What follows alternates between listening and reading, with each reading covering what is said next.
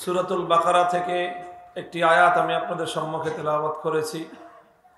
আয়াতটি হযরত ইব্রাহিম আলা নবিয়্যিনা ওয়া আলাইহিস সালাতু ওয়াস সালামের একটি দোয়ার কথা বর্ণনা করা হয়েছে। হযরত ইব্রাহিম আলাইহিস সালাতু ওয়াস সালাম যখন আল্লাহর ঘর বাইতুল্লাহ শরীফ কাবা শরীফ নির্মাণ করলেন, তখন তিনি এই কাবা নির্মাণ যখন করেন তখন তো পবিত্র মক্কা নগরী জনমানবহীন এক শূন্য প্রান্তর, একটা প্রান্তর যেখানে শুধু পাহাড় আছে, কিছু মরুভূমি আছে, কোনো মানুষজন নাই, অল্প কিছু মানুষ সেখানে বসবাস শুরু করেছে মাত্র।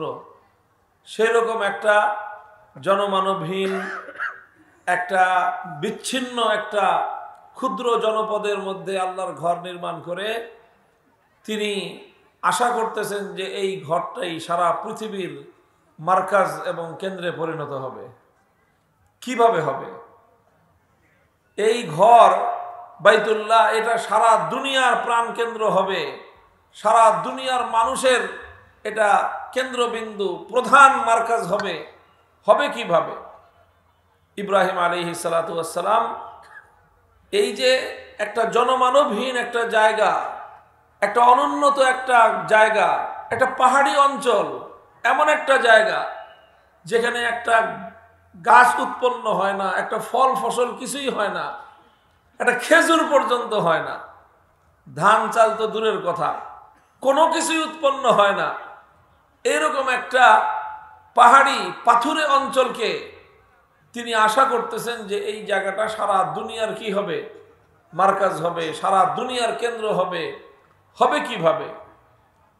যেইভাবে হতে পারে তিনি আল্লাহর কাছে সেই দোয়াটা করলেন, রব্বানা ওয়াবাস ফীহিম রাসূলাম মিনহুম ইয়াতলু আলাইহিম আয়াতিকা ওয়া ইউআল্লিমুহুমুল কিতাবা ওয়াল হিকমাতা ওয়া ইউযাক্কিহিম।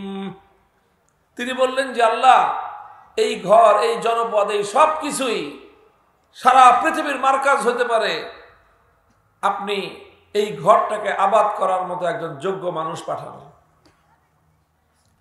একটা যোগ্য মানুষ, একটা কর্মঠ মানুষ, এরকম একটা মানুষ যদি এখানে আপনি পাঠান, তাহলে সেই মানুষটা এই ঘরটাকে এমনভাবে আবাদ করতে পারবে যে এই ঘর সারা পৃথিবীকে পরিচালনা করবে। এবং তিনি যেই মানুষটার জন্য দোয়া করলেন, সেই মানুষটার সিফাত বর্ণনা করলেন, সেই মানুষটার কি কাজ হবে, তার কি কর্মসূচি হবে সেটাও তিনি আল্লাহর কাছে বললেন। এবং সেই কর্মসূচি আল্লাহ পাক বাস্তবায়ন করার জন্য ইব্রাহিম আলাইহিস সালাতু ওয়াস সালামের এই দোয়া করার কয়েক হাজার বছর পরে আল্লাহ সেই দোয়া কবুল করে আখিরি নবী মুহাম্মদুর রাসূলুল্লাহ সাল্লাল্লাহু আলাইহি ওয়াসাল্লামকে মক্কা নগরীতে আল্লাহ প্রেরণ করলেন।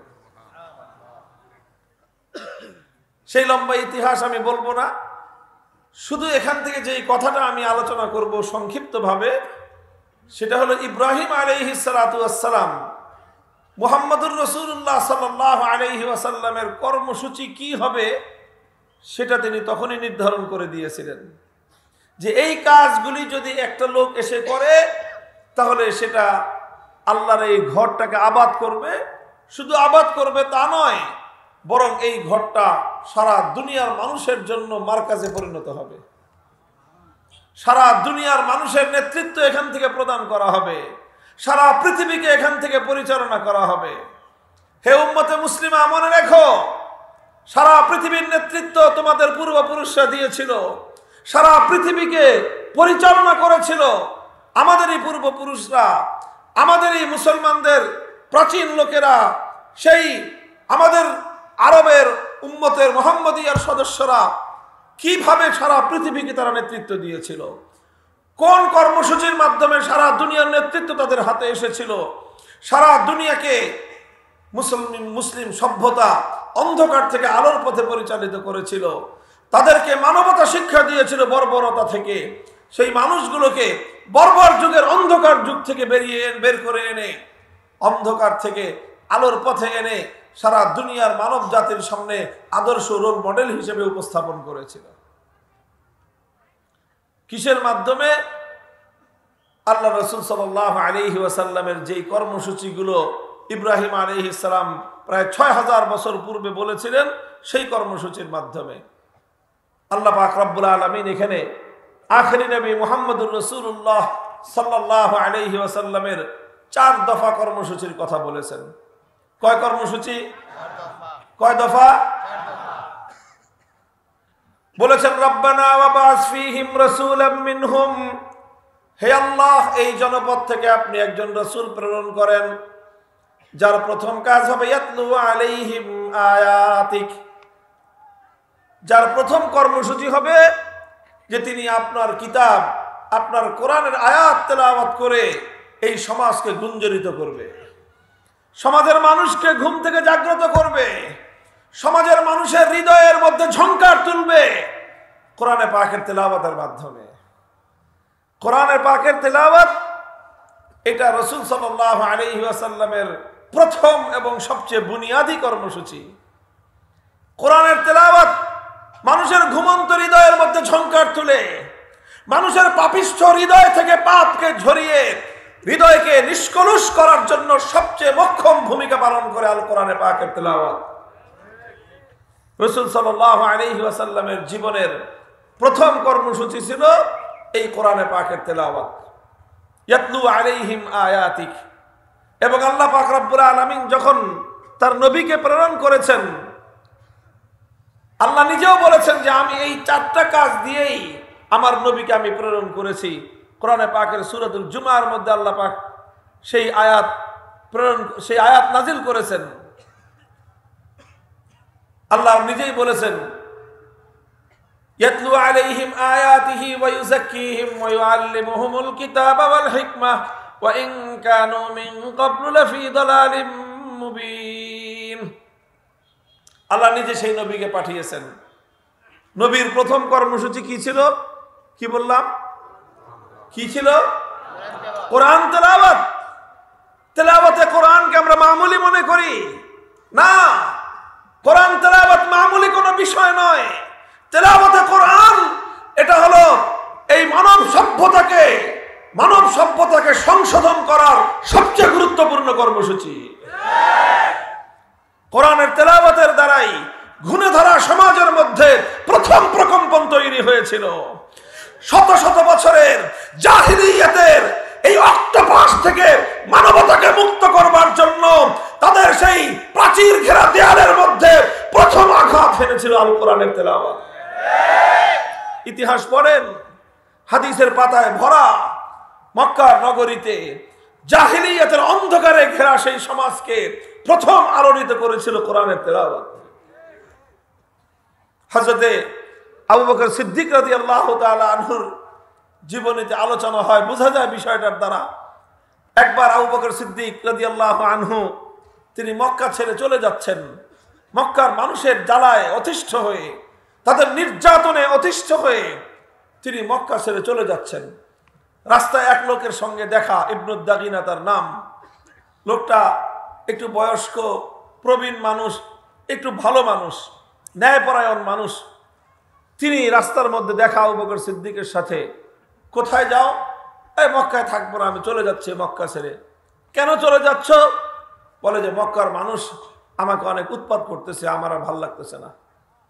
তিনি বললেন যে না আবু বকর সিদ্দিক, তোমার মতো মানুষ মক্কা ছেড়ে চলে যেতে পারে না। তোমার মতো মানুষ কোন এলাকা ছেড়ে যদি চলে যায় তাহলে সব জায়গায় এই এলাকার বদনাম হবে, যে এলাকার মানুষ এত দুষ্ট যে আবু বকর সিদ্দিকের মতো এরকম মাটির একটা মানুষকেও তারা নিজেদের মধ্যে রাখতে পারে নাই। কাজেই তোমার যাওয়া চলবে না, তুমি মক্কায় ফিরে চলো, তোমার সব সমস্যার সমাধান আমি করব। তোমার কেউ যেন তোমাকে উত্ত্যক্ত করতে না পারে, কেউ যেন তোমাকে বিরক্ত ত্যক্ত করতে না পারে, তার দায়িত্ব আমি নিচ্ছি, চলো তুমি। আবু বকর সিদ্দিকের হাত ধরে আবার তিনি মক্কায় ফিরে আসলেন।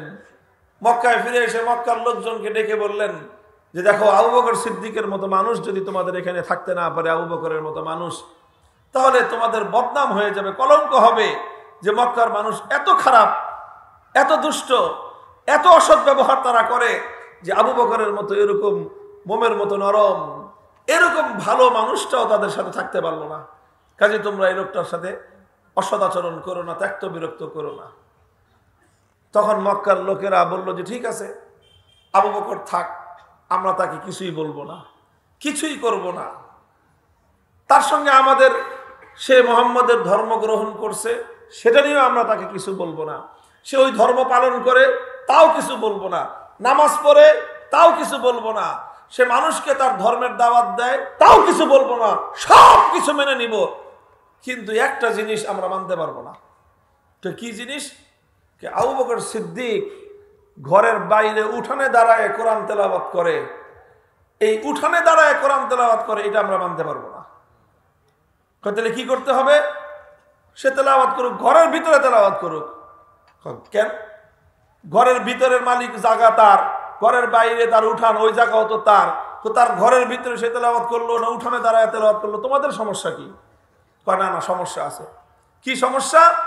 আবু বকর সিদ্দিক যখন তার ঘরের বাইরে দাঁড়ায় কোরআনের তেলাওয়াত করে, তো তার এই মন্ত্রমুগ্ধের মতো এই তেলাওয়াত, জাদুকরী কোরআনে পাকের এই তেলাওয়াত আমাদের ঘরগুলোতে এক বিপ্লব তৈরি করে দেয়। আমাদের ঘরগুলোর জাহিলিয়াতকে ভেঙে টুকরো টুকরো করে দেয়। আমাদের পাষাণ ভেঙে, দেয়াল ভেঙে আমাদের বাচ্চাদেরকে এই আবু বকর সিদ্দিকের কোরআনের তেলাওয়াত চুম্বকের মতো তার দিকে টেনে আনে। আমরা ঘরের মধ্যে আমাদের মেয়েদেরকে, আমাদের শিশুদেরকে আমরা বেঁধে রাখতে পারি না। আবু বকর সিদ্দিক রাদিয়াল্লাহু আনহুর কোরআনে পাকের তেলাওয়াত আমাদের ঘরগুলো থেকে আমাদের বাচ্চাদেরকে, আমাদের মহিলাদেরকে পর্যন্ত চুম্বকের মতো আকর্ষণ করে টেনে আনে। এই দৃশ্য আমরা দেখে বরদাস্ত করতে পারি না। রব্বানা ওয়াবাস ফীহিম রাসূলাম মিনহুম ইয়াতলু আলাইহিম আয়াতিক। আল্লাহর কোরআনের তেলাওয়াত এই পৃথিবীতে একমাত্র সেই শক্তি, যেই শক্তি জাহেলিয়াতের ভিত শুদ্ধ কাঁপিয়ে দিয়েছিল, জাহেলিয়াতের কুহেলিকা ভেদ করে প্রতিটি অন্ধকার যুগের মানুষের হৃদয়ের মধ্যে ঝংকার তুলেছিল আল্লাহর কোরআনে পাকের তেলাওয়াত। কোরআনের তেলাওয়াত এমন এক মুআসসির জিনিস, এমন এক প্রভাবক জিনিস, কোন মানুষ যদি আল্লাহর কোরআনের অর্থ নাও বুঝে শুধুমাত্র কোরআনের তেলাওয়াত যদি কেউ কান পেতে শুনে, কান দিয়ে কোরআনের তেলাওয়াত শুনে আরেক কান দিয়ে সহজে বের হয় না। কোরআনের তেলাওয়াত কান দিয়ে ঢুকে হৃদয়ের মধ্যে গিয়ে প্রভাব তৈরি করে বিপ্লবের সূচনা হয়। বিশ্বাস না হয়, যে কেউ একজন মনোযোগ দিয়ে 40 দিন শুধু কোরআনের তেলাওয়াত শুনে দেখেন, শপথ করে বলতে পারি আপনার হৃদয়ের মধ্যে বিপ্লব তৈরি করবে আল্লাহর কোরআনের তেলাওয়াত। আলহামদুলিল্লাহ, এটা হলো পয়গম্বরের প্রথম কর্মসূচি। আজকের এই পৃথিবীতে, আমাদের এই দেশে, এই মাটিতে কোরআনের রাসূল সাল্লাল্লাহু আলাইহি ওয়াসাল্লামের এই প্রথম কর্মসূচি বাস্তবায়ন করছে, জিন্দা রাখছে আমাদের মক্তব এবং হেফজখানাগুলো। আমাদের মক্তব এবং হেফজখানাগুলো এটা এই মুসলিম উম্মার জন্য অনেক বড় নিয়ামত। যদি এই মক্তব না থাকতো, এই হেফজখানাগুলো যদি না থাকতো, এই গোটা জাতি আল্লাহর কোরআনের তেলাওয়াতের মতো সর্বশ্রেষ্ঠ সম্পদ থেকে বঞ্চিত হতো। এটা হলো প্রথম দফা কর্মসূচি, এবং সেই কর্মসূচির প্রভাব এই, আর সেই কর্মসূচির আজকের বাস্তবায়নের রূপরেখা হলো এই।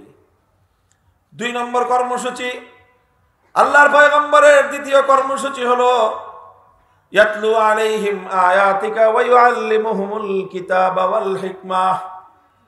এই 4টা কর্মসূচি আল্লাহ পাক এমন ভাবে সেট করেছেন নবীর জন্য, যে মূল সেন্ট্রাল পয়েন্ট হলো কোরআনে পাক।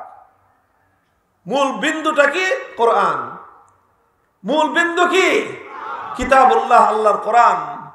কোরআনকে নিয়েই প্রথম কর্মসূচি হলো কোরআনের তেলাওয়াত। কোরআনকে নিয়ে দ্বিতীয় কর্মসূচি আল্লাহর পয়গম্বরের ওয়া ইউআল্লিমুহুমুল কিতাব। তিনি উম্মতকে, মানব জাতিকে আল্লাহর কোরআনের শিক্ষা প্রদান করেন, তালিম দেন, তালিমে কিতাব। প্রথম কর্মসূচির নাম হলো তেলাওয়াতে কোরআন, তেলাওয়াতে কিতাব। দ্বিতীয় কর্মসূচির নাম হলো তালিমে কোরআন, তালিমে কিতাব। তেলাওয়াতে কিতাব আর তালিমে কিতাবের মধ্যে পার্থক্য হলো, তেলাওয়াতে কিতাব হলো শুধুমাত্র কোরআনে পাকের তেলাওয়াত করা, বুঝুক বা না বুঝুক কোনো সমস্যা নাই। কোরআনের প্রথম কর্মসূচির মধ্যে আল্লাহর কোরআন বোঝার প্রয়োজন নাই, না বুঝলেও শুধুমাত্র তেলাওয়াত মানুষের জিন্দগির মধ্যে বিপ্লব সৃষ্টি করবে। দ্বিতীয় কর্মসূচি হলো তালিমে কিতাব।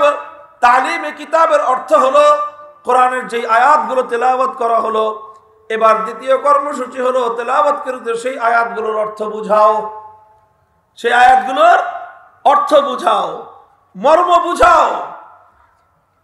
এখানে দুটো বিষয়ের মধ্যে খুব ভারসাম্য মনে রাখতে হবে। সমাজে এক শ্রেণীর মানুষ বলে কোরআনের অর্থ না বুঝে কোরআন পড়লে কোনো লাভ নাই। এটা একটা মূর্খতাপূর্ণ কথা। কোরআনের তেলাওয়াত এটা একটা স্বয়ং সম্পন্ন একটা কর্মসূচি, এটা একটা প্রভাবক একটা কাজ। অর্থ বুঝা বা না বুঝা সেটা ভিন্ন বিষয়। অর্থ না বুঝুক, অর্থ বুঝুক, কোরআনের তেলাওয়াত এটা পৃথিবীতে সবচেয়ে প্রভাবশালী বৈপ্লবিক কর্মসূচি। এরপরে দ্বিতীয় হলো কোরআনে পাকের অর্থ বুঝা। এটাও দরকার আছে, এটারও কি দরকার আছে। এই কথা, এটার অর্থ এই না যে কোরআন না বুঝে তেলাওয়াত করলেও ফজিলত আছে, সওয়াব পাবে, প্রভাব তৈরি করবে। তার অর্থ এই না যে কোরআনের অর্থ বুঝতে হবে না। কোরআনের অর্থ বুঝা, অর্থ বুঝানো, এটা হলো দ্বিতীয় দফা কর্মসূচি। প্রথম দফার মধ্যে কোরআনের অর্থ বুঝার ব্যাপারটা নাই। কোরআনের অর্থ বুঝার ব্যাপারটা হলো দ্বিতীয় দফায়। কোন দফায়? দ্বিতীয় দফা হলো কোরআনের অর্থ বুঝা, অর্থ বুঝানো। আল্লাহর নবীর দ্বিতীয় দায়িত্ব ছিল উম্মতকে, যেটা তিনি তেলাওয়াত করে প্রথম দফা কর্মসূচিতে যেটা বাস্তবায়ন করলেন, দ্বিতীয় দফার কর্মসূচি ছিল এবার উম্মতকে কোরআন বুঝান। আপনি কি বলা হয়েছে, আল্লাহর বিধানগুলো কি, আল্লাহ কি হুকুম দিয়েছেন, সব কিছু আপনি উম্মতকে বোঝান। আল্লাহর নবী কোরআনে পাককে বোঝালেন উম্মতকে, একটা একটা করে অক্ষর বোঝালেন, একটা একটা আয়াত করে বোঝালেন, কোরআনে পাকের একটা একটা করে বিধানের কথা উম্মতকে জানালেন, বোঝালেন। এটা হলো কোরআনে পাককে কেন্দ্র করে আল্লাহর নবীর দ্বিতীয় দফা কর্মসূচি। এই দ্বিতীয় দফা কর্মসূচি বর্তমানে বাস্তবায়ন করতেছে আমাদের এই পাক ভারত উপমহাদেশে। অন্তত আমরা একথা দ্ব্যর্থহীন ভাবে বলতে পারি, সবচেয়ে সুচারুরূপে এবং সবচেয়ে ব্যাপকভাবে আল্লাহর নবীর এই দ্বিতীয় দফা কর্মসূচি বাস্তবায়িত করতেছে কওমি মাদ্রাসাগুলো। 10 বছরের সিলেবাস, 12 বছরের সিলেবাস, অর্থ উদ্দেশ্য একটাই, সেটা হলো উম্মতকে আল্লাহর কোরআনের ব্যাখ্যা বুঝানো, কোরআনকে বুঝানো। কোরআন তেলাওয়াত শেখার জন্য 5 বছর, কোরআন বুঝানোর জন্য 10 বছর। কয় বছর গেল? 2 বছর মক্তব, 3 বছর হেফজখানা, 5 বছর কোরআনের তেলাওয়াত শেখার জন্য। 5 বছরে কোরআন তেলাওয়াত শিখলো, এরপরে কওমি মাদ্রাসার একেবারে প্রথম শ্রেণী থেকে দাওরায়ে হাদিস পর্যন্ত 10 বছরের সিলেবাস কোরআন বুঝানোর জন্য। দ্বিতীয় দফা কর্মসূচি গেল, তেলাওয়াত করলাম, কোরআন বুঝলাম, কোরআন বুঝাইলাম। 3 নম্বর দফা হলো ওয়ায়ুআল্লিমুহুমুল কিতাবা ওয়াল হিকমাহ। হিকমাহ, তালিমে হিকমাহ। তালিমে হিকমতের কি অর্থ? মুফাসসিরিনে কেরামগণ কোরআনে পাকের এই আয়াতের ব্যাখ্যা করেছেন। আল্লামা মুফতি শফি রহমতুল্লাহি আলাইহি তার জগৎ বিখ্যাত তাফসীর গ্রন্থ মারিফুল কোরআনে পাকের মধ্যেও, মারিফুল কোরআনের মধ্যেও এই তাফসীর তিনি লিখেছেন। তালিমে হিকমতের অর্থ হলো এই, লক্ষ্য করে বুঝেন ওলামা তলাবারা, খেয়াল করে বুঝো। তালিমে হিকমতের অর্থ হলো যেই আয়াত তুমি তেলাওয়াত করলা, ইয়াতলু আলাইহিম হলো ওই আয়াতের তুমি ব্যাখ্যা বুঝাইলা, ইউআল্লিমুহুমুল কিতাব। তালিমে কিতাব হইল শুধুমাত্র তেলাওয়াত করে আর অর্থ বুঝায় দিয়েই আল্লাহর নবীর জিম্মাদারি খতম হয় নাই, বরং 3 নম্বর জিম্মাদারি হলো যেই আয়াত তেলাওয়াত করলা, যেই আয়াতের অর্থ তুমি ব্যাখ্যা করে বুঝাইলা, ব্যাখ্যা করে বুঝাই দায়িত্ব শেষ নয়। তালিমে হিকমত হলো এক একটা আয়াতকে এবার প্র্যাকটিক্যাল আমলের মাধ্যমে উম্মতকে তুমি দেখায় দাও। প্র্যাকটিক্যাল আমলের মাধ্যমে বাস্তবায়ন করতে হবে। কোরআনের আয়াত শুধুমাত্র তেলাওয়াতের জন্য নাজিল হয় নাই, কোরআনের আয়াত শুধু তাফসীর করার জন্য নাজিল হয় নাই। তেলাওয়াত করতে হবে, তাফসীর করতে হবে, এরপরে আল্লাহর কোরআনের প্রতিটি আয়াত, প্রতিটি বিধান আল্লাহর জমিনে বাস্তবায়ন করতে হবে।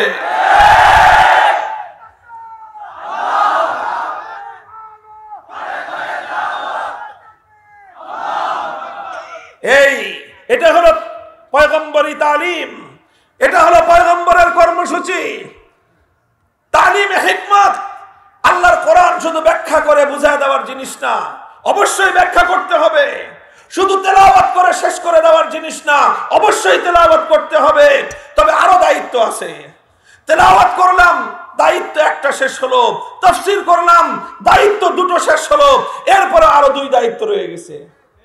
আরো দুই কাজ বলেন, আরো দুই কাজ। ওই দুই কাজ না করা পর্যন্ত পূর্ণাঙ্গ হবে না কর্মসূচি। কাজ পূর্ণ হবে না, অর্ধেক থেকে যাবে। তাফসীর করলেন, উম্মতকে কোরআন বুঝাইলেন, বুঝাইতে বুঝাইতে বুঝাইতে বুঝাইতে 30 পারা কোরআন বুঝায় সারলেন, এখনো কাজ হয়েছে মাত্র অর্ধেক। 3 নম্বর কাজ হাতে নিয়ে নামতে হবে। 3 নম্বর কাজ হলো কোরআনে যা বলেছে তার প্রত্যেকটা বিষয় শুধু কথায় নয়, কাজে পরিণত করতে হবে। প্রত্যেকটা বিধান আল্লাহর জমিনে বাস্তবায়ন করতে হবে। এইভাবে আল্লাহর নবী পুরা কোরআনকে প্র্যাকটিক্যালি উম্মতের কাছে আমল করে দেখায় দিয়েছেন। এটা হলো তালিমে হিকমত। যেরকম ধরেন নামাজের আয়াত নাজিল হলো, আল্লাহর নবী আয়াত তেলাওয়াত করলেন, আকিমুস সালাত, তেলাওয়াতের দায়িত্ব পালন হয়ে গেল। তারপরে তিনি ইকামতে সালাতের অর্থ বুঝাইলেন যে সালাত অর্থ কি, ইকামত অর্থ কি। সালাত অর্থ এখানে দোয়া নয়, সালাত অর্থ এখানে দুরূদ নয়, সালাত এখানে অর্থ হলো নামাজ। এইভাবে আল্লাহর নবী বুঝাই দিলেন যে এইভাবে নামাজ পড়তে হয়, কিয়াম করতে হয়, রুকু করতে হয়, সিজদা করতে হয়। কিয়ামের মধ্যে সূরা ফাতিহা পড়তে হয়, কোরআনের আরেকটি আয়াত পড়তে হয়, রুকুর মধ্যে তাসবিহ পড়তে হয়, সিজদার মধ্যে তাসবিহ পড়তে হয়, তাদিল আরকান করতে হয়, তাহিয়াত তাশাহুদ পড়তে হয়। এইভাবে পূর্ণ নামাজ তিনি ব্যাখ্যা করে নামাজের সালাতের ব্যাখ্যা তিনি উম্মতকে বুঝায় দিলেন। এখনো নবীর দায়িত্ব শেষ হয় নাই। এরপরে তিনি কি করলেন? 3 নম্বর দায়িত্ব, ওয়ায়ুআল্লিমুহুমুল হিকমা। তিনি মিম্বরের উপরে উঠলেন, মিম্বরের উপরে উঠে তিনি 2 রাকাত নামাজ আদায় করলেন। এরপরে তিনি উম্মতকে বললেন, সাল্লু কামা রাআইতুমুনি উসাল্লি। আমার উম্মত, শুধুমাত্র আমি তোমাকে যেভাবে বলেছি সেভাবে নয়, বরং আমি তোমাকে যেভাবে নামাজ পড়ে দেখাচ্ছি, দেখে দেখে প্র্যাকটিক্যালি তোমরা আমার কাছ থেকে নামাজ শিক্ষা গ্রহণ করো। 3 নম্বর কাজ বুঝতে পারছেন? আসছে হুজুর, আসছে, অসুবিধা নাই। আমাদের পর্যায়েরই হুজুর, বুঝেন নাই? আমরা যেই লেভেলের মোটামুটি কাছাকাছি, আমাদের চেয়ে একটুখানি বড় হুজুরের। আলহামদুলিল্লাহ, আলহামদুলিল্লাহ বলেন মিয়া। অনেক বুজুর্গদের সাথে তো অনেক বড়দের সাথে আজকে দেখা হয়েছে। আমাদের বাড়ি ধরা মোহতামিম সাহেব হুজুর, আল্লাহ পাক রব্বুল আলামিন হুজুরের এলেমে আমলে হিকমতের মধ্যে বরকত দান করেন। তো 3 নম্বর দায়িত্বের কথা কি বললাম? প্র্যাকটিক্যাল। কি বিষয়? আর বাংলায় বুঝেন, এতক্ষণ তো আর উর্দুতে বলছি বুঝেন নাই। কি বললাম? বাংলা প্র্যাকটিক্যাল। প্র্যাকটিক্যালটা বাংলা না? হ্যাঁ, এই বাংলা বললে বুঝবেন ভালো। যারা মেডিকেল স্টুডেন্ট আছেন তারা ভালো করে বুঝবেন, এবং সায়েন্স ব্যাকগ্রাউন্ড যাদের, তারা সবাই বুঝবেন যে সায়েন্সের জটিল সাবজেক্টগুলো, এই যে আপনার কি বলে কেমিস্ট্রি, তারপরে বায়োলজি, এই সমস্ত বিষয়গুলো, আর মেডিকেল তো পুরাটাই। এটা খালি বই পড়ায় দিলে মেডিকেলে ডাক্তার হইতে পারে? জান, মেডিকেলে জানে যে আপনাদের এনাম মেডিকেল আছে, যে কোনো মেডিকেলে গিয়ে দেখবেন প্রত্যেকটা মেডিকেলের প্রত্যেকটা সাবজেক্টের টিচিং এর সাথে সেখানে ক্লাসের পাশাপাশি সেখানে ল্যাব আছে প্র্যাকটিক্যাল করার জন্য। প্রত্যেকটা অঙ্গের মডেল আছে। প্রত্যেকটা ছাত্রকে একজন শিক্ষক দেখায় দেন যে এই অঙ্গটার এই অবস্থা, এই অঙ্গের মধ্যে এখান থেকে নার্ভ আছে, এখান দিয়ে এটার সংযোগ আছে, এখান দিয়ে নারী ঢুকছে, ওখান দিয়ে নারী বের হয়েছে, এটাকে কাটলে, অপারেশন করলে এখান দিয়ে কাটতে হয়, এখান দিয়ে কাটা যায় না। এই সব বিষয়গুলো হাতে কলমে শিক্ষা দেয়। প্রথমে বইয়ের রিডিং পড়ে। প্রথমে কি করে? বইয়ের রিডিং পড়ে, তারপরে বইয়ের মর্ম বুঝায় টিচার।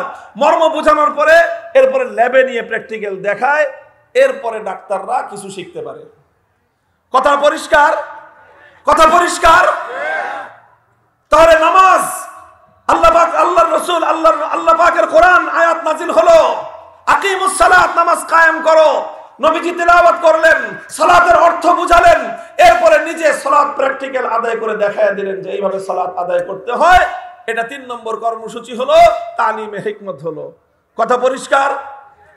আচ্ছা, নামাজের কথা তো বলা সহজ, আরেকটা আয়াত বলি। কোরআনে আয়াত নাযিল হলো আস-সারিকু ওয়াস-সারিকাতু ফাকতাউ আইদিয়াহুমা জাযাআম বিমা কাসাবা নাকালাম মিনাল্লাহ ওয়াল্লাহু আজিজুন হাকীম। চোর যদি চুরি করে, নারী হোক বা পুরুষ হোক, সংরক্ষিত কোনো একটা এলাকা থেকে যদি একটা নির্দিষ্ট মূল্যমানের সম্পদ যদি চুরি করে, আল্লাহর কোরআনের বিধান হলো যদি আদালতের সামনে সেই চোর নারী বা পুরুষের চুরির অপরাধ যদি সাক্ষ্য প্রমাণের দ্বারা প্রমাণিত হয়, তাহলে তার হাত কেটে দাও। কার কথা? এই আয়াত শুধু আল্লাহর নবী তেলাওয়াত করে ক্ষান্ত ছিলেন নাকি আল্লাহর নবী এর অর্থ বুঝাইছেন? অর্থ শুধু বলে ক্ষান্ত ছিলেন? অর্থ শুধু বলে ক্ষান্ত হন নাই, কোরআনের এই আয়াত তেলাওয়াত করেছেন, কোরআনের এই আয়াতের মর্ম বুঝিয়েছেন। এরপরে যখন আল্লাহর জমিনে চুরি সংগঠিত হয়েছে, আল্লাহর নবী চোরের অপরাধ সাব্যস্ত হওয়ার পর তার হাত কেটে দিয়ে দুনিয়াবাসীকে দেখিয়ে দিয়েছেন আল্লাহর কোরআনের আয়াত কিভাবে বাস্তবায়ন করতে হয়। সুদের আয়াত নাজিল হলো, সুদের আয়াত নাজিল হওয়ার পরে আল্লাহর নবী শুধু আয়াত তেলাওয়াত করে বাড়ি থেকে ঘুমাইছেন না, হাদিসের কিতাব উল্টান। ওলামায়ে কেরাম মানুষকে কোন এই কথাগুলি একটু বলেন, আল্লাহর মেহেরবানি লাগে আপনাদের। এই কথাগুলো মানুষকে বলেন, উম্মতের কি জিম্মাদারি আর আলেমদের কি জিম্মাদারি বলেন। শুধু নায়েবে নবী হিসেবে, নবীর উত্তরাধিকারী হিসেবে সম্মানের আসনটাই আমাদের নয়, দায়িত্বের বোঝাটাও আমাদেরই কাঁধে আছে। কথা বলেন ঠিক না বেঠিক? নবীর উত্তরাধিকারী মানে কি শুধু সম্মানের আসন না দায়িত্বের বোঝাও? দায়িত্বের বোঝা যদি বহন করতে না পারি, সম্মানের আসনে বসবার কোন অধিকার নাই। সুদের আয়াত নাজিল হলো কোরআনে পাকের সর্বশেষ আয়াত, যে আয়াত নাজিলের মাধ্যমে আল্লাহ পাক রব্বুল আলামিন কোরআনকে খতম করে দিলেন। কিসের আয়াত? সুদের আয়াত। কিসের আয়াত? সুদের আয়াত। সুদের আয়াত নাজিল হলো, আল্লাহ বলে দিন আল্লাযীনা ইয়াকুলুনার রিবা লা ইয়াকুমুনা ইল্লা কামা ইয়াকুমুল্লাযী ইয়াতাখাব্বাতুহুশ শাইতানু মিনাল মাস যালিকা বিআন্নাহুম ক্বালু ইন্নামাল বাই'উ মিসলুর রিবা ওয়া আহাল্লাল্লাহুল বাই'a ওয়া হাররামার রিবা। সুদের বৈধতা, সুদের অবৈধতার আয়াত নাজিল হলো। সুদকে আল্লাহ পাক রব্বুল আলামিন হারাম ঘোষণা করলেন। আমার নবী সুদের অবৈধতার কোরআনের আয়াত তেলাওয়াত করলেন। এক দায়িত্ব শেষ হলো। এরপরে সুদ কাকে বলে আল্লাহর নবী বিশ্লেষণ করে উম্মতকে বুঝায় দিলেন, এটাকে সুদ বলা হয়, এটাকে সুদ বলা হয়। আল্লাহর পয়গম্বর বলে দিলেন যে সাআন বিসাইন ইয়াদান বিয়াদিন ওয়াল ফাদলু রিবান মিসলান বিমিসলিন ওয়াল ফাদলু রিবান। আল্লাহর নবী বুঝায় দিলেন যে সমান সমান পণ্য যখন আদান প্রদান হবে, সমান সমান আদান প্রদান হলে, একই জাতীয় পণ্য আদান প্রদান হলে সেটা সমান সমান হতে হবে। সামান্য পরিমাণ বেশিও যদি নেওয়া হয় সেটাকেই বলা হয় সুদ। 100 টাকার বিনিময়ে যদি তুমি 101 টাকা গ্রহণ করো সেটাকেই বলা হবে সুদ। 1000 টাকার বিনিময়ে যদি তুমি 1001 টাকা গ্রহণ করো সেটাকেই বলা হবে সুদ। 1 কোটি টাকার বিনিময়ে যদি তুমি 1,01,000 টাকা গ্রহণ করো, 1000 টাকাকে বলা হবে সুদ। পক্ষান্তরে তুমি যদি 1 কোটি টাকার পণ্য ক্রয় করে তুমি যদি সেটাকে 1,25,00,000 টাকা বিক্রি করো, এটাকে বলা হবে ক্রয় বিক্রয়, এটাকে বলা হবে ব্যবসা। আল্লাহ ব্যবসাকে হালাল করেছেন, সেটা 25 লক্ষ টাকার ব্যবসা হোক, 1 কোটি টাকার মধ্যে সেটা হালাল। আর 1 কোটি টাকার মধ্যে যদি সুদ হয় 1000 টাকাও, আমার আল্লাহ সেই 1000 টাকার সুদকে স্পষ্ট হারাম ঘোষণা করেছেন। নবীজি খালি এইভাবে আমার মতো তাফসীর করে ব্যাখ্যা করে দায়িত্ব শেষ করছেন? কি মনে হয় আপনাদের? বুখারী শরীফ উল্টান। সুদের আয়াত নাজিল হওয়ার পর আল্লাহর নবীর ভূমিকা কি ছিল? আল্লাহর নবী ঘোষণা দিয়েছেন, আলা ইন্না রিবাল জাহিলিয়াতি মাওদুউন তাহতা কদামাইয়া ওয়া ইন্না আউওয়াল রিবান আদাহু রিবাল আব্বাস ইবনে আব্দুল মুত্তালিব। হে আরববাসী শুনে রাখো, জাহিলিয়াতের যুগ থেকে যত সুদী কারবার ছিল সমস্ত সুদ আমি মুহাম্মদ আরবীর কদমের নিচে দাফন করে দেওয়া হলো। উম্মতে মুসলিমার মধ্যে আর কোনদিন সুদ যেন মাথা চারা দিয়ে উঠতে না পারে। বলবা যে আগে যারা পাওনা ছিল সুদ, সর্বপ্রথম যেই সুদ আমি মওকুফ ঘোষণা করতেছি, পরেরটা না। আগে নিজের বাড়ির আমার চাচা আব্বাস ইবনে আব্দুল মুত্তালিব আগে সুদের ব্যবসা করতেন। আমি ঘোষণা করলাম আমার চাচা আব্বাস যত মানুষের কাছে সুদের টাকা পাইতো সব সুদ মাফ, শুধু আসল টাকা ফেরত দিবা। হুকুম বাস্তবায়ন শুরু করতে হয় নিজের ঘর থেকে, নিজের থেকে। আল্লাহর নবী নিজে কারো কাছে সুদ পাইতেন না, এই জন্য নিজে কোনোদিন এই সমস্ত কাজ করেনি নাই, কিন্তু অন্যরা করেছেন। নিজের সবচেয়ে ঘনিষ্ঠ যেই লোকটা সুদ পাইতো তিনি হলেন নবীর আপন চাচা আব্বাস রাদিয়াল্লাহু আনহু। আল্লাহর নবী বলেছেন, সর্বপ্রথম আমি আমার চাচা আব্বাসের সুদ মওকুফ ঘোষণা করে দিলাম। কই আজ এমন একটা লোক আছে বাংলাদেশে, এমন একজন আলেম কি আমরা আছি এই কথা বলতে পারি গোটা বাংলাদেশের ৫৫,০০০ বর্গ মাইলের সমস্ত সুদ অবৈধ ঘোষণা করে দিলাম? নাই, পাওয়ার নাই। কোরআনের আয়াত তেলাওয়াত করার সামর্থ্য আছে, তেলাওয়াত করে দিলাম। ব্যাখ্যা বোঝানোর সামর্থ্য আছে, ব্যাখ্যা বুঝাই দিলাম। সুদ মওকুফ ঘোষণা করার সামর্থ্য আমার নাই, এই জন্য এটা করতে পারলাম না। এবার বলেন যে আমরা আল্লাহর কোরআনের উপর পূর্ণ আমল করতে পারতেছি? বলেন পারতেছি? 50% আইসিতে থেমে গেলাম। দায়িত্ব কয়টা? পালন হলো কয়টা? বাকি রইল কয়টা? কোন সমাজে আছেন? খুব তো খুশি, খুব তো খুশি আমরা যে ভালোই তো আছি। কোথায় ভালো আছেন মিয়া? কোথায় ভালো আছেন? আল্লাহর কোরআনের আয়াত, আল্লাহর কোরআনের বিধান 50% কোন রকম পালন করতেছেন, তাও কারা? যারা মাদ্রাসায় আছেন। আর বাকি উম্মত তো তেলাওয়াত জানে না, অর্থ তো বুঝেই না, আর আমল করবে তো দূরের কথা, বাস্তবায়ন করবে সেই কথা তো আরো পরে। কঠিন এক পরিস্থিতিতে আছি আমরা, কথা বলেন ঠিক না বেঠিক? তাহলে কোরআনে পাকের সম্পর্কে আল্লাহর নবীর ৩ নম্বর দায়িত্ব ছিল, যা কিছু পড়লাম, যা কিছু বুঝাইলাম, দায়িত্ব শেষ নয়, এবার এটাকে বাস্তবায়ন করতে হবে। কথা বলেন ঠিক না বেঠিক? কোরআনের মধ্যে অসংখ্য অগণিত বিধানাবলীর আয়াত আছে, প্রত্যেকটা আয়াত, বিধানের আয়াত বাস্তবায়ন করা নবীর জিম্মাদারি। খালি নবীর জিম্মাদারি? নায়েবে নবীরা শুধুমাত্র নাকে তেল দিয়ে ঘুমাবে। যদি নায়েবে নবীর পরিচয় ধারণ করতে হয়, এটা বাস্তবায়ন করাও ওলামাদের জিম্মাদারি। পরিষ্কার কথা। এই দায়িত্বটা পালন হচ্ছে কিভাবে? বর্তমানে যতটুকু পালন হচ্ছে, দুইটা জিনিসের মাধ্যমে পালন হচ্ছে।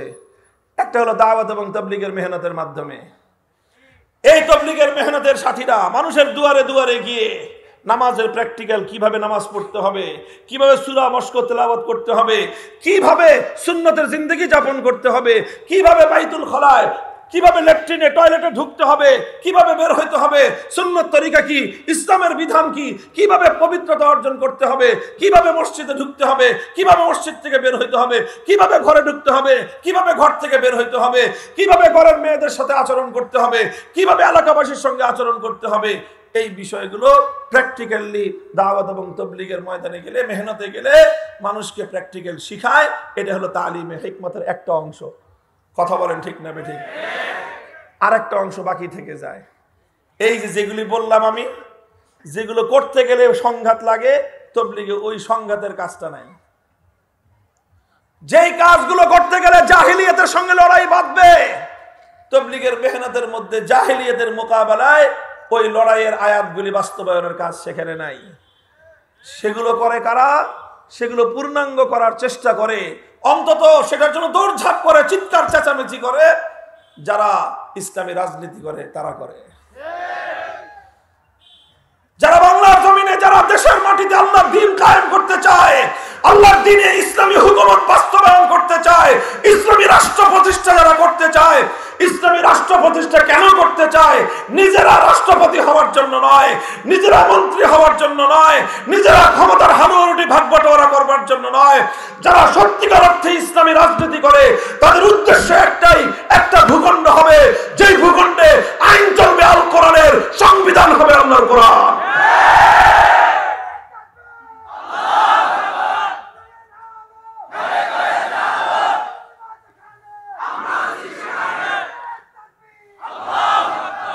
তাহলে 3টা দায়িত্বের কথা বললাম, এবং বর্তমান সময়ে এই 3টার কাজ কোথায় কতটুকু চলতেছে তাও বললাম। বুঝতে পারছেন? 4 নম্বর কাজ, ওয়ায়ুযাক্কিহিম, তাজকিয়া। তাজকিয়ার মূল অর্থ কি? কোরআনের এই আয়াতের ব্যাখ্যায় মুফাসসিরিনে কেরামগণ সেটাই বলেছেন, সেই কথাটাও আছে। 1 নম্বর দায়িত্ব ছিল কোরআনের তেলাওয়াত, 2 নম্বর দায়িত্ব ছিল কোরআনে পাকের যেটা তেলাওয়াত করা হলো সেটার ব্যাখ্যা বুঝাও, সেটার তালিম। 3 নম্বর দায়িত্ব ছিল যেটার ব্যাখ্যা বুঝাইলা সেটা এবার প্র্যাকটিক্যাল করে দেখাও। 4 নম্বর দায়িত্ব হলো তাজকিয়া। তাজকিয়ার মূল কথাটা হলো এই, যেই কোরআনকে তুমি প্র্যাকটিক্যাল দেখাইছো আমলের মাধ্যমে, এটা শুধুমাত্র আমলের মধ্যেই যেন সীমাবদ্ধ না থাকে, আল্লাহর কোরআনটা যেন তোমার আখলাক আর চরিত্রে পরিণত হয়। কোরআনী আখলাক তৈরি করা, কোরআনী চরিত্র তৈরি করা, আল্লাহর কোরআনের প্রত্যেকটা বিষয় যেন তোমার স্বভাবে পরিণত হয়ে যায়, তোমার চরিত্রের মধ্যে যেন এসে যায়। আল্লাহ পাক রব্বুল আলামিন কোরআনে পাকের মধ্যে যা কিছু বলেছেন এটা যখন একজন মানুষের আখলাকে পরিণত হয় তখন বলা হয় এই লোকটার মধ্যে তাজকিয়া পূর্ণতা লাভ করেছে। আল্লাহ রাসূল সাল্লাল্লাহু আলাইহি ওয়াসাল্লামকে বলা হয়েছে কানা খুলুকুহু আল কুরআন। আমার নবীর চরিত্র কেমন ছিল, আমার নবীর আখলাক কেমন ছিল, সবচেয়ে সংক্ষিপ্ত অথচ সবচেয়ে পূর্ণাঙ্গ জবাব, সবচেয়ে সংক্ষিপ্ত এবং সবচেয়ে পূর্ণাঙ্গ। নবীর আখলাক কেমন ছিল এর জন্য সবচেয়ে সংক্ষিপ্ত আর সবচেয়ে পূর্ণাঙ্গ জবাব হলো নবীর চরিত্র কেমন ছিল কোরআনে যেমন বলা হয়েছে। তাজকিয়ার অর্থ হলো যে কোরআনকে শুধুমাত্র তেলাওয়াতের জিহ্বার মধ্যে রাখবো না, শুধুমাত্র তালিমে কিতাব কানের মধ্যে রাখবো না, শুধুমাত্র আমল অঙ্গ প্রত্যঙ্গের মধ্যেই রাখবো না তালিমে হিকমতের দ্বারা যেটা ছিল, বরং আমরা অঙ্গ প্রত্যঙ্গ থেকে ভিতরে হৃদয়ে গহীনে কোরআনকে স্থান দিব। আমার চরিত্র হবে আল কোরআনের চরিত্র। এটা ছিল নবীর চতুর্থ কর্মসূচি। এই কর্মসূচিটাও আলহামদুলিল্লাহ হাক্কানি পীর মাশায়েখগণ মানুষের ইসলাহে নফসের মাধ্যমে এই কাজটা চালায় যাচ্ছেন। আছে না নাই?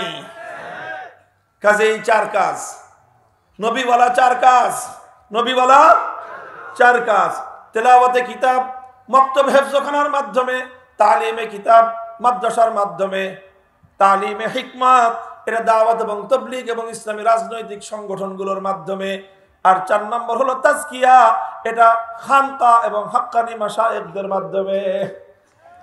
চলবে কাজ, চলবে এগুলা? কথা বলেন ঠিক না বেঠিক? আমরা মক্তবের পক্ষে আছি না বিপক্ষে? একটা মক্তব একটা হেফজখানা হেফাজত করার জন্য যা করতে আমরা তাই করি, মাদ্রাসাগুলোকে রক্ষা করার জন্য, পরিচালনা করবার জন্য সহযোগিতা করতে হয় সহযোগিতা করব। কেউ যদি কোনো একটা মাদ্রাসার বিরুদ্ধাচরণ করতে চায় তার হাত ভেঙে গুড়িয়ে দেব। তালিমে হিকমতের জন্য দাওয়াত এবং তাবলীগের মেহনতকে সহি মানহাজের উপর রাখতে যা করতে হয় তা করব। এবং কোরআনের যে আয়াতগুলো রাষ্ট্র রাজনীতি সমাজ ব্যবস্থার সাথে সম্পৃক্ত, সেই আয়াতগুলোর একটা একটা বিধান এই সমাজে বাস্তবায়ন করার জন্য প্রয়োজনে বারবার শাপলা চত্বরে যাব, জীবন দিব, রক্ত দিব, আল কোরআনের সমাজ গড়বার জন্য যা করতে হয় তাই করব। ঘোষণা ঘোষণা এগুলো শপথ আমাদের। কথা বলেন ঠিক না বেঠিক? এগুলো আমাদের, চিৎকার করে বলেন এগুলো আমাদের। শুধু কথার কথা মনে করছেন? এগুলো আমাদের, এগুলো আমাদের অঙ্গীকার। বলেন কার সাথে অঙ্গীকার? প্রস্তুত হন, কোরআনে পাকের এই 4 দফা কর্মসূচি পূর্ণাঙ্গ বাস্তবায়ন করা হবে ইনশাআল্লাহ। আমাদের এই দেশের মাটি এখন ইসলামের পূর্ণাঙ্গ বাস্তবায়নের জন্য অনেকটাই উর্বর। মাটি যখন উর্বর হয় তাড়াতাড়ি ফসল চাষ করতে হয়। এখন এই মাটি উর্বর, আবু সাঈদদের রক্ত দিয়ে মাটি উর্বর, বীর মুগ্ধদের রক্ত দিয়ে মাটি উর্বর, শাপলা চত্বরের বীর শহীদদের রক্ত দিয়ে মাটি উর্বর। উর্বর মাটিতে বিপ্লব হবে, আল্লাহর কোরআনের বিপ্লব, আগামীর বিপ্লব হবে ইসলামের বিপ্লব। এদেশে ইসলাম ছাড়ার কোনো কিছুকে বরদাস্ত করব না আমরা।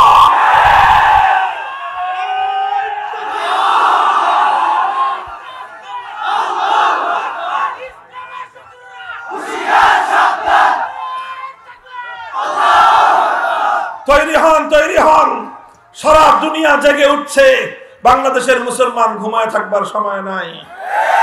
ইনশাআল্লাহ আগামীর বাংলাদেশ হবে ইসলামের বাংলাদেশ, আগামীর বাংলাদেশ হবে খেলাফতের বাংলাদেশ। ইনশাআল্লাহ আমরা আমাদের জীবদ্দশায় সেই সোনালী দৃশ্য দেখে যাওয়ার আশা করতেছি। আল্লাহ কবুল করেন, তৌফিক দান করেন।